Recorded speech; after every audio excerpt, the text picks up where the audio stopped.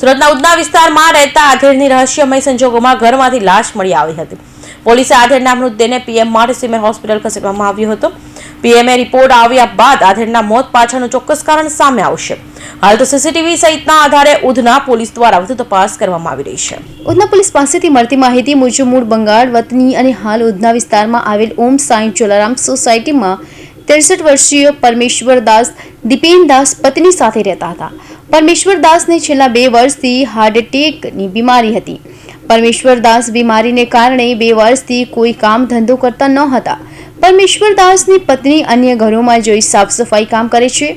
બુધવારે સાંજના સમયે પત્ની કામ પર ગઈ હતી. દરમિયાન પરમેશ્વરદાસ ઘરે એકલા હાજર હતા.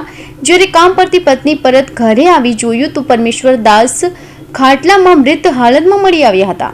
ઘટના અંગે પોલીસને જાણ કરતા સ્થાનિક ઉધના પોલીસની ટીમ સ્થળ પર પહોંચી તપાસ હાથ ધરી હતી. પોલીસે પરમેશ્વરદાસના મૃતદેહને પીએમ માટે સિવિલ હોસ્પિટલ ખસેડવામાં આવ્યા હતા.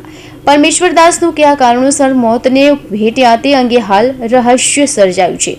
પીએમ રિપોર્ટ આવ્યા બાદ પરમેશ્વરદાસના મોતનું ચોક્કસ કારણ જાણવા મળશે. આ અંગે વધુ તપાસ ઉધના પોલીસ કરી રહી છે. ડીસીપી ભગીરથ ગઢવીએ જણાવ્યું હતું કે શરીર પર કોઈ સ્પષ્ટ ઈજાના નિશાન નથી. જો કે પોસ્ટમોર્ટમ બાદ વધુ માહિતી મળશે. આસપાસમાં રહેતા સીસીટીવીની પણ તપાસ કરવામાં આવી રહી છે. અત્યારે ઉધના પોલીસ સ્ટેશન વિસ્તારમાં જે પટેલનગર સોસાયટી છે એની બાજુમાં એક ઘરમાંથી ડેડ બોડી મળી આવી છે. ડેડ બોડી ઉપર સ્પષ્ટ બાહ્ય કોઈ એવા ઇન્જરીના નિશાન ન દેખાતું.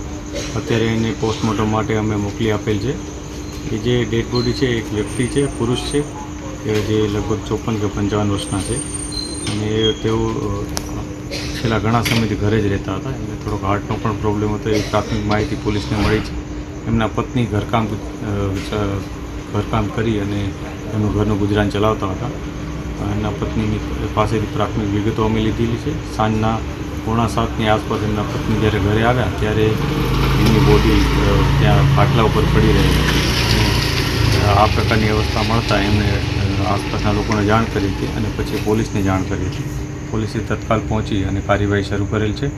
જે પણ વિગત સામે આવશે એ મુજબ અમે આગળની કાર્યવાહી કરીશું. આ ઉપરાંત આસપાસ અમે સીસીટીવીની અન્ય વિગતો પણ ચેક કરી રહ્યા છીએ કે જેથી કંઈ પણ કોઈ હિલચાલ મળે તો એના ઉપર અમે કાર્યવાહી કરી શકીએ.